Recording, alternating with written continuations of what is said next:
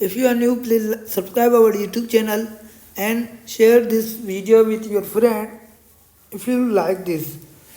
Here you can see tricky question.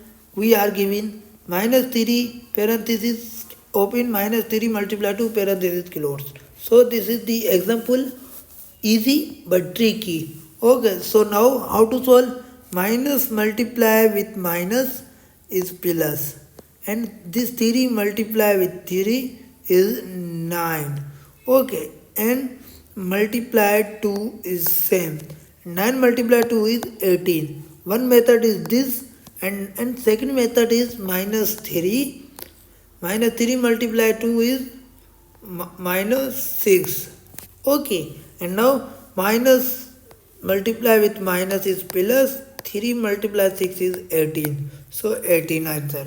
This way and this way, both way answer we will get this, we are getting the same answer. If you like this video, please subscribe our YouTube channel and press the bell icon for next interesting video.